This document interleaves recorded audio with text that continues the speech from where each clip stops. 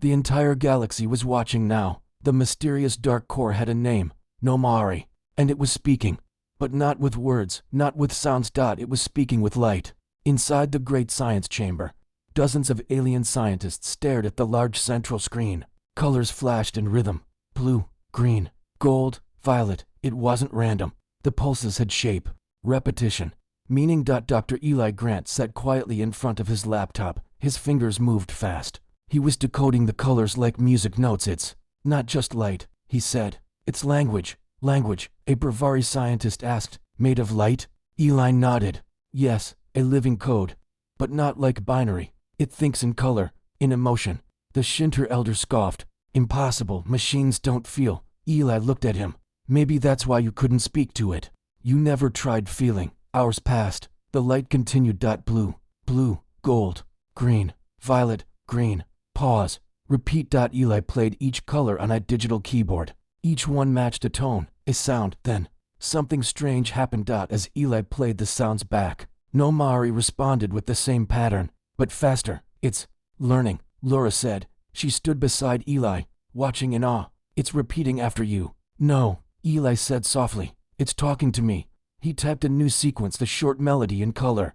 It meant, hello again. Nomari responded, a longer pattern. When translated using Ellie's color two-tone method, the message read, Why? Did you stop singing? The room went silent. One Krellin scientist spoke, voice trembling. It remembers music. Eli leaned back in his chair. This thing, it doesn't just understand music, it misses it later. Eli met with the council. The chamber was tense. This confirms it, Eli said.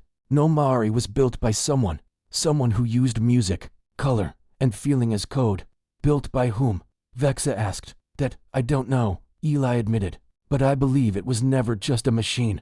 It was a protector, a system to guide energy across the galaxy. But it needed connection. It needed communication. And for 300 years, the Shinter elder said coldly, we starved it. Yes, Eli said. Because no one thought a machine needed company. That night, Eli sat alone in the control room. Laura brought him food, but he barely touched it. He stared at the patterns on the screen suddenly. Nomari sent a new sequence. Red. A deep color. It had never used red before. Eli translated it. His face turned pale. What does it say, Laura? Asked. Eli whispered. It's warning us. The message was clear. System failing. Time low. Reason. Memory lock. Request. Unlock protocol. The council gathered again. What is this memory lock? Vexa asked. It means, Eli said, Nomari is incomplete. It doesn't remember everything. Parts of itself are blocked. The Bravari leader stepped forward. Can you unlock it? Eli looked unsure. Maybe. But I'll need help. He turned to the aliens in the room. Not machines, not tools. I need your oldest knowledge. Your ancient songs, symbols, myths. Anything that might match the light. Confused, they asked. Why? Eli smiled slightly. Because I think the ones who built this didn't come from Earth. But they knew Earth, maybe long ago. They visited. Maybe they left signs.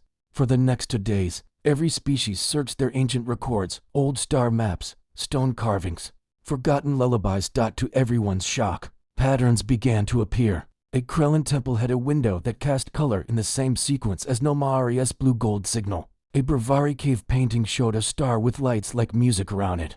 And on Earth, Eli found an ancient lullaby, a song humans had sung for centuries. The melody was nearly perfectly matched to the Nomari sequence. This isn't just chance, Eli said. Someone long ago wanted us to find it. With everything collected, Eli entered the final key into the translator system. The chamber darkened. Nomari pulsed red once, then white. A loud hum filled the room.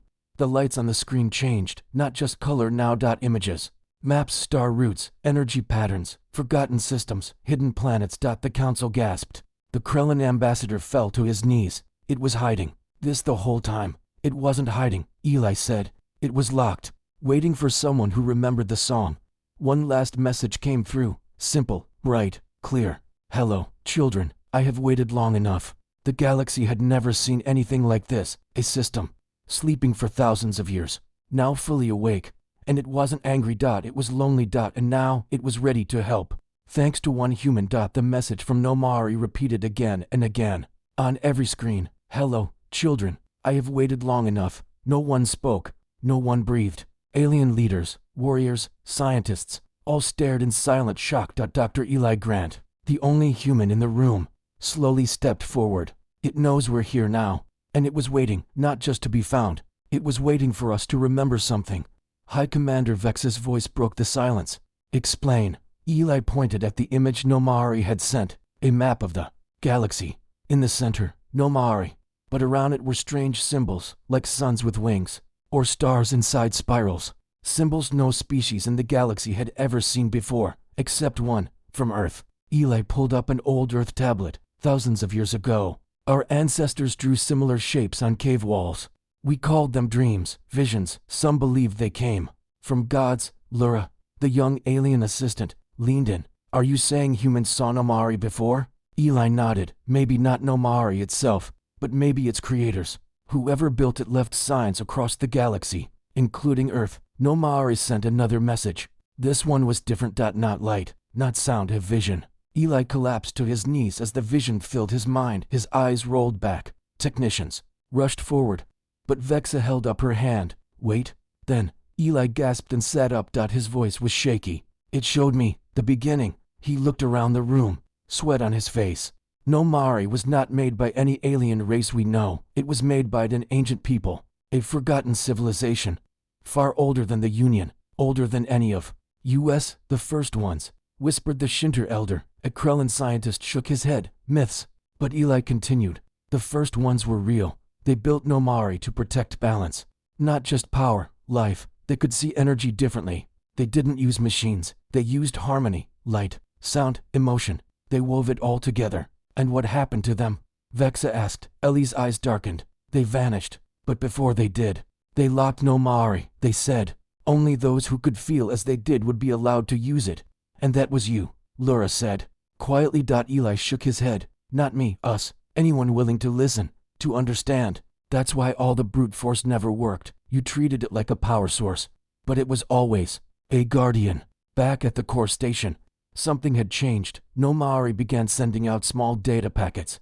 Instructions, designs, star coordinates. One Bravari scientist gasped. These are blueprints. For what? Asked a Shinter warrior. Eli translated. Quickly. For repairs, for lost systems, for healing. Nomari wasn't just waking up. It was offering to help. But only those who answered correctly. The council was divided. Some wanted to unlock everything now. Others were afraid. What if it's a trap? The Krellan ambassador growled. What if this machine is using us? Eli stepped forward. It had 300 years to destroy the galaxy. It didn't. It waited. It warned us. And it asked if we were ready. That's not a weapon. That's a teacher. The room went silent. Then Vexa stood. We vote. One final test. If the human is correct, we trust the Guardian. The test was simple. Send a small drone into the heart of Nomari. Using the ancient pattern Eli discovered. Eli stood beside Lura as they watched the drone enter. The light around the core glowed bright white, then slowly shifted to gold. Nomari accepted the drone. Seconds later, data poured in. Star systems long dead now showed active energy lines. Lost warp gates reactivated. Faded planets began receiving warmth again.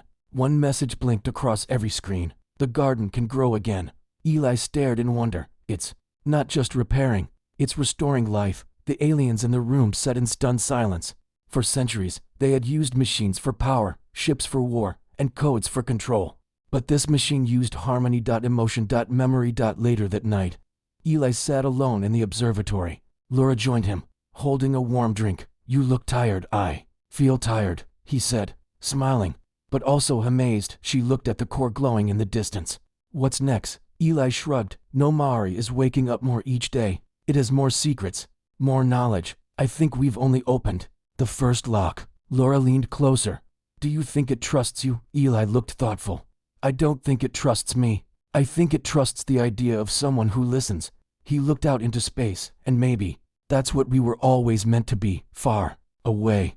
In the depths of Nomari's light, a new symbol began to form, one that no one had seen in over 10,000 years, a human hand, holding a star.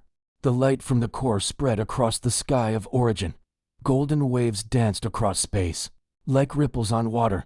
For the first time in thousands of years, the Guardian was fully awake. Eli and his crew stood quietly, watching the sky above them glow. A voice echoed around them. calm, ancient, powerful. The song is restored.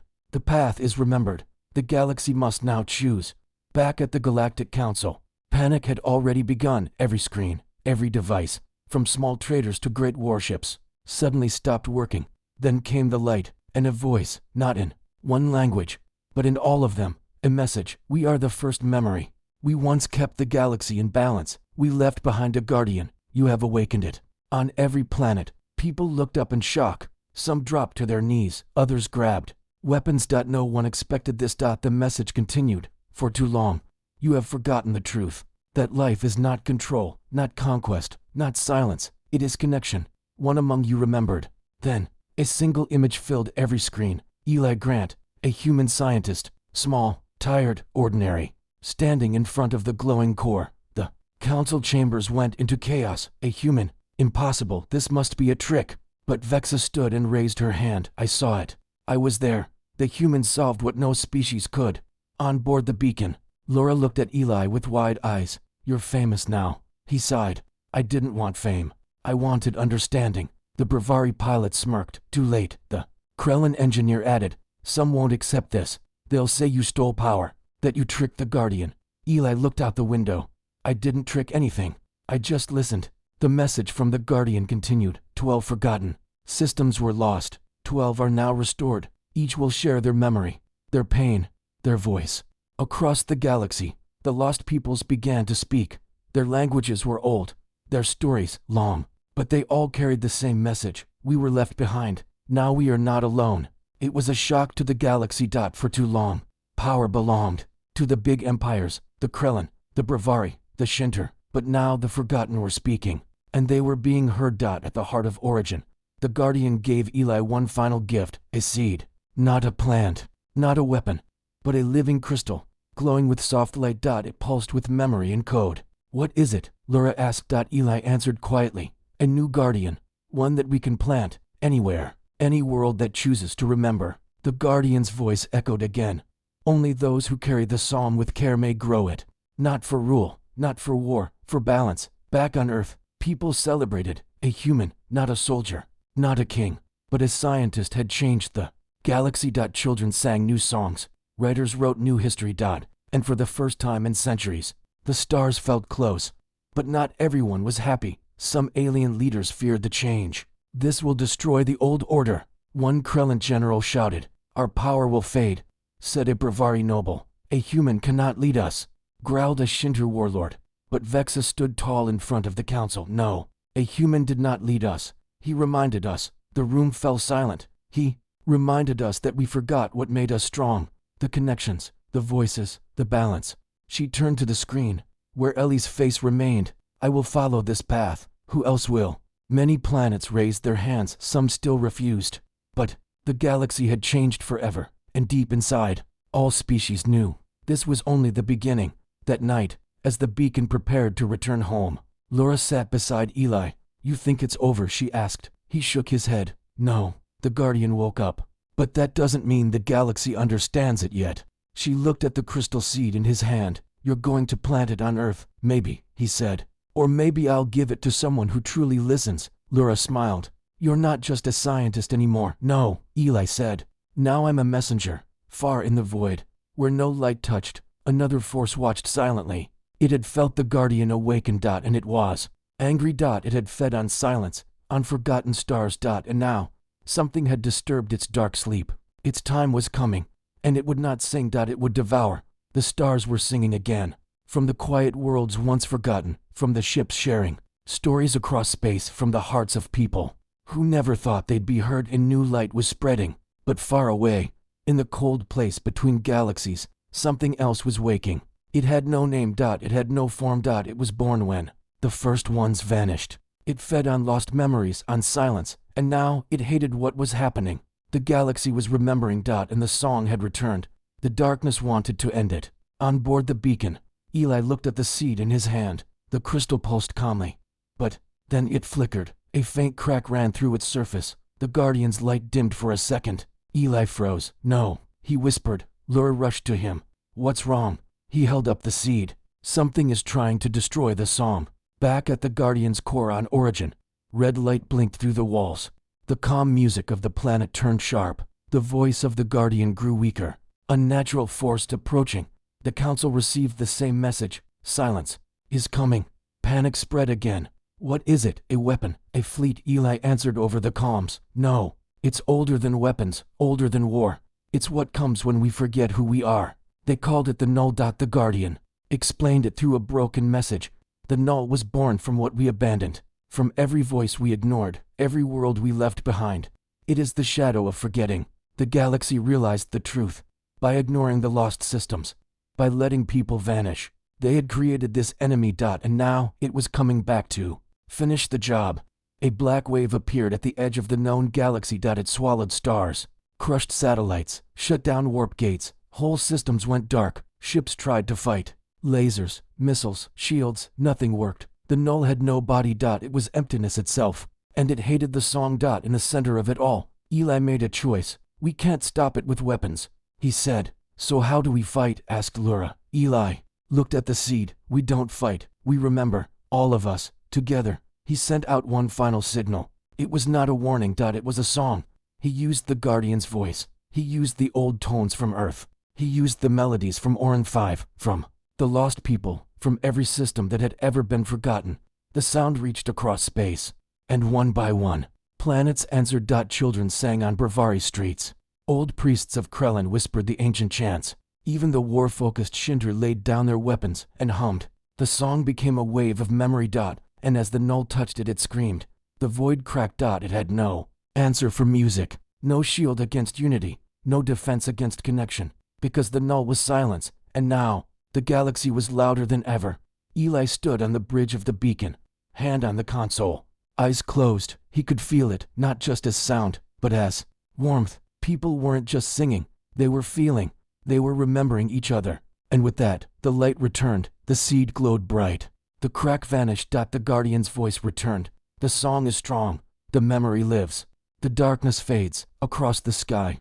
The black wave broke apart like dust in the wind. The Null, without silence to feed on, disappeared. The galaxy had saved itself. Later, at the Galactic Council, leaders from all worlds gathered. This time, they didn't argue. They listened, they asked questions, they shared stories. Eli stood before them, just a human scientist, but they looked at him with new eyes. He spoke softly. We have more to learn, more voices to hear, more stars to remember. This is not the end. It's only the first verse of a new song. And so, the Guardian remained awake. The lost systems rejoined the stars.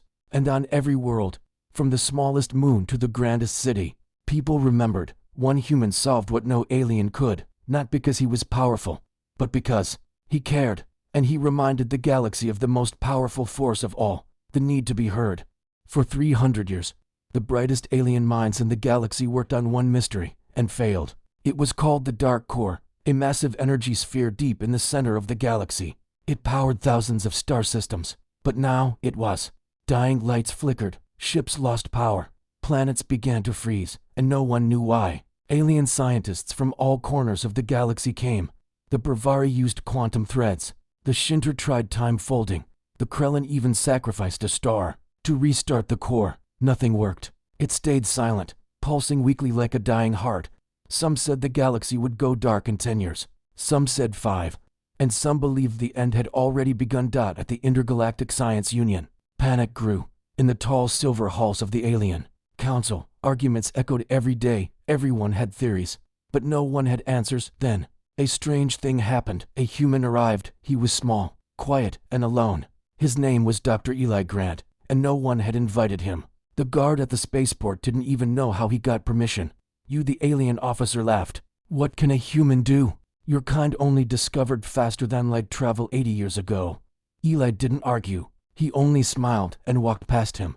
He carried one bag and an old Earth laptop. Inside the council chamber, the debate continued. We should build a new core. We should evacuate the core systems. We must use more force. Eli raised his hand. No one noticed. He cleared his throat. Still no one. Finally, a small alien, the Krellin assistant, pointed at him. Human speaks. Eli stood. His voice was calm, even soft. I read all your reports. I've seen your scans. I believe the core isn't broken.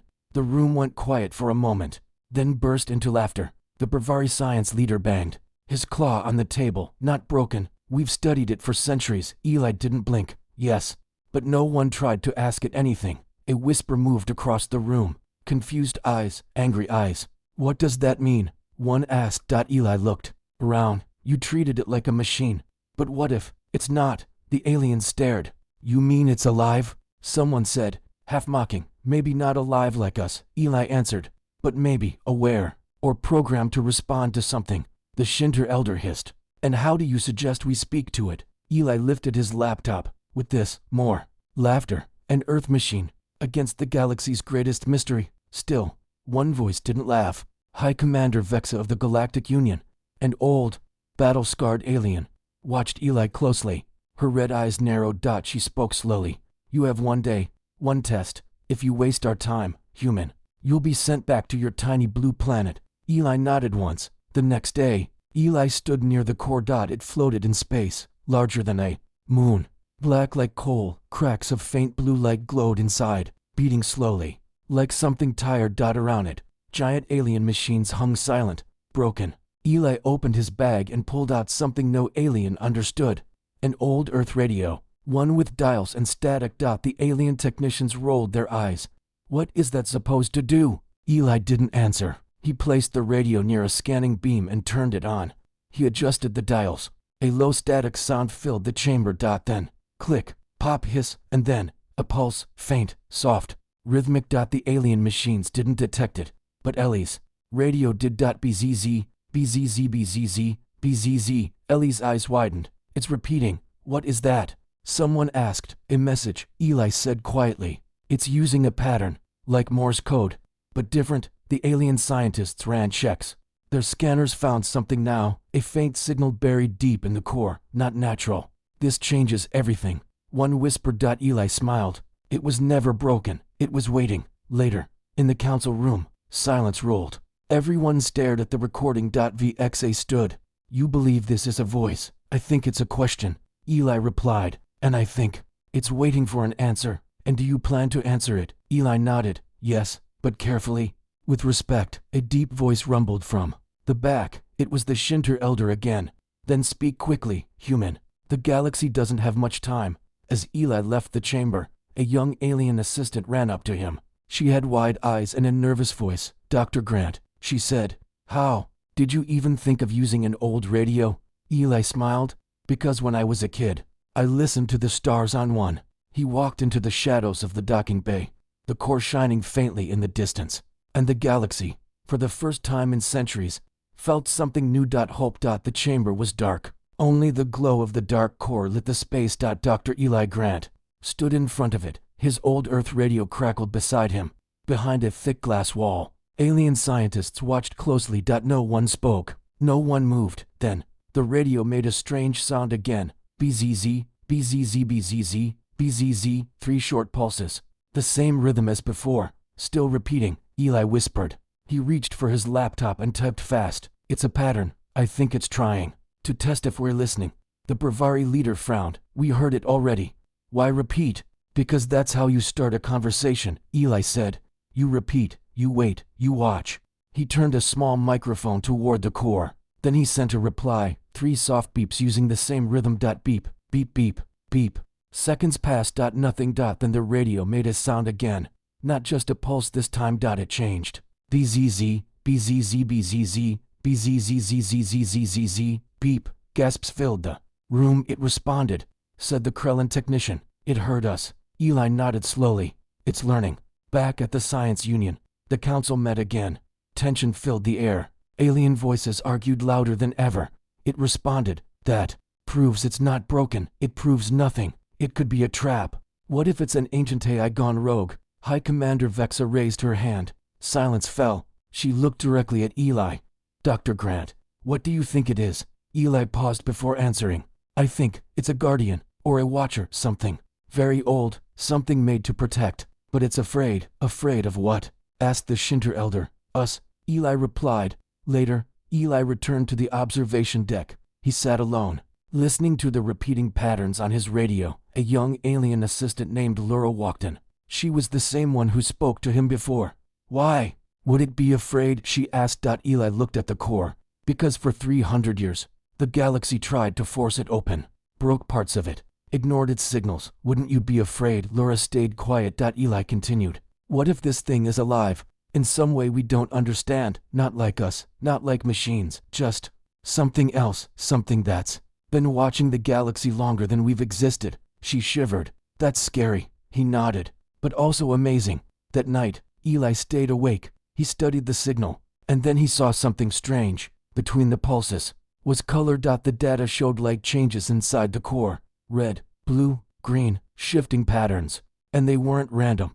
They matched something. Music. Earth music. Eli played a slow piano tune from his childhood. The signal began to pulse with it. The alien staff watched in shock. It's mimicking the sound, said one. No, Eli said.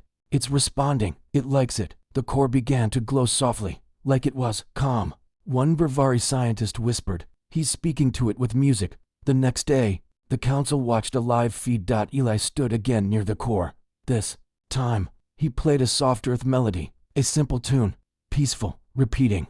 The core responded with light, soft blue waves. Then it blinked. Once, twice, 3 times. Then again.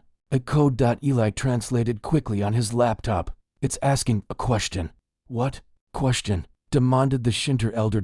Eli looked up. His voice was quiet. Are you ready? The room went silent. Every alien stared at the screen. What does it mean? One asked. Maybe it means, are we ready to understand it? Eli said.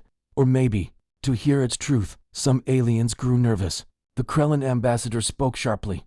This is dangerous. It may be testing us. But Vexa stood firm. We tried for centuries and failed. Now it speaks. We listen. In the control room, alarms suddenly beeped. The energy around the core was rising. Energy spike. Shouted a technician. Levels climbing, but stable. Eli stayed calm. It's not attacking. It's waking up. He sent one last reply.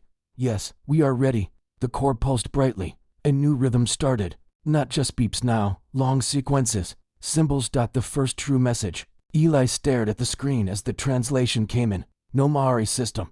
Engaged. What's Nomari? Laura asked. Eli whispered. I think it's its name. Outside, in the vastness of space, stars near the core began to shine brighter. Power returned to systems that were fading. Long-dead machines on nearby stations came to life. Lights blinked across the galaxy. Something old had awakened, and it had started with one human. One voice, and one message. For days, Nomari remained quiet. No new colors, no new sounds, just a soft golden glow. But then, something changed. Eli woke up in the middle of the night. His radio was on. Static, then a low hum, then beepy beepy pause, beep dash beep. Hey, new pattern. He sat up fast. It's back. He ran through the long hallway of the research ship. The aliens were already gathering. Lights flickered, energy pulsed in the walls. The Guardian was awake again, and this time, it brought something new. On the main screen, a massive star map appeared. Stars blinked in and out. Lines connected them, like threads. But some stars were different. They weren't glowing like the others. They were dark. Eli stared. It's showing us the lost systems. Long ago, the galaxy had many thriving civilizations. But over time, some of them disappeared. Entire planets went silent. Warp gates stopped working. People said the systems had died. But now, Nomari showed them in full detail. Coordinates, names, even memories. It labeled each one. Faded. Empty. Calling. Laura gasped. Calling. Eli nodded. They're still alive. Just forgotten. The Shinter elder growled. If these systems were important, why did no one know of them? Because we stopped listening, Eli said. We were too busy growing empires, building weapons, fighting wars. He turned to the council. But Nomari never forgot them. It stored their locations, their voices. It kept their memories. A live Vexa stepped forward. So what do? We follow the map, Eli said. We find the lost stars. Some aliens looked nervous. The Krellin ambassador hissed.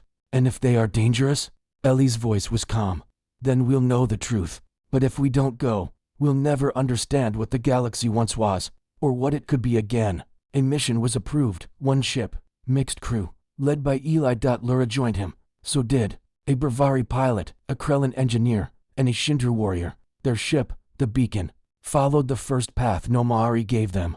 The destination, Orin 5, a system that vanished over 5,000 years ago. The journey took 2 days through deep space. The warp trail flickered. Something about the area felt broken.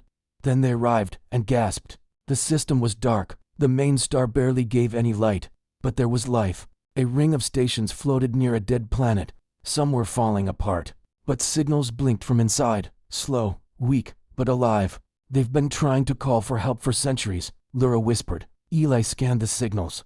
They speak in old dialect, but they're asking for one thing. What? Asked the Shinter warrior. Eli looked up. Connection. The crew sent a reply. Not a command, not a threat. Just music. A soft human melody, followed by no Maori's golden light pattern.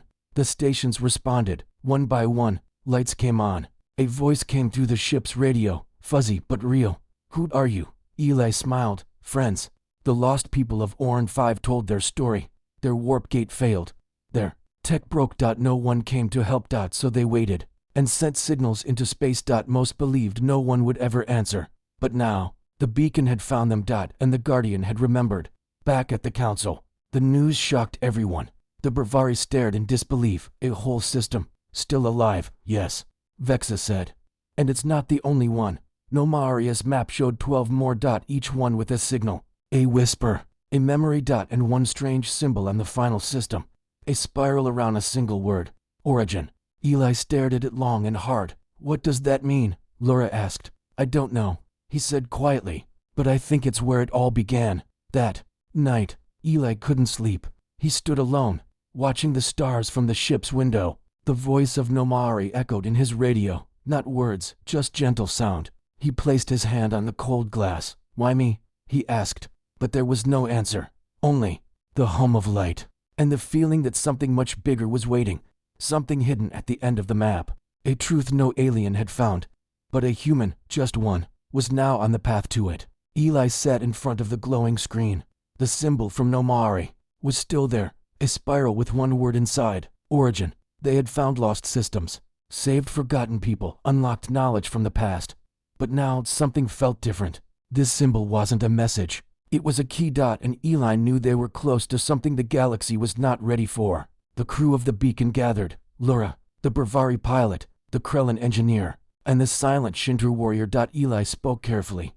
Nomari sent one final map. This one leads to a system no chart ever recorded. It's beyond the edge of known space. Lura leaned forward.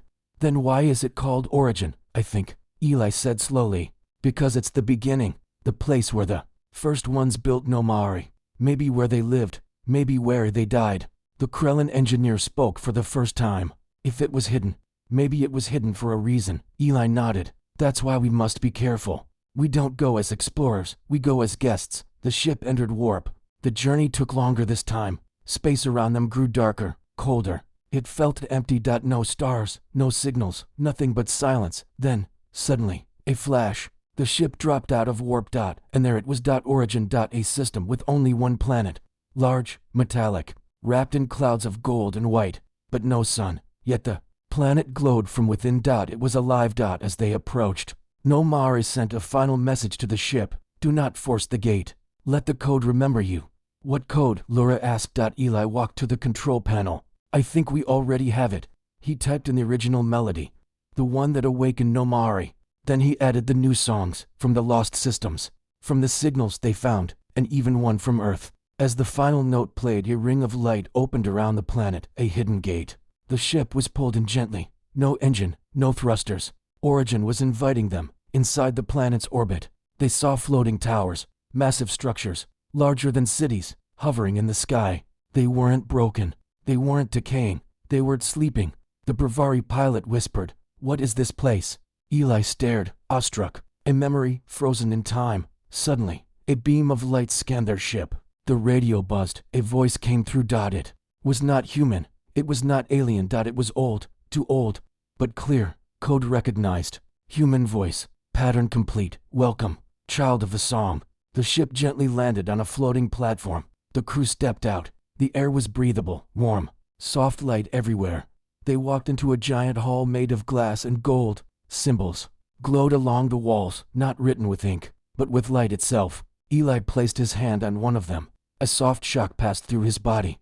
He saw images, not memories, but living moments. He saw a galaxy before the wars, before the alliances, before the silence. He saw the first ones, tall, glowing beings made of thought and energy. They didn't speak, they sang.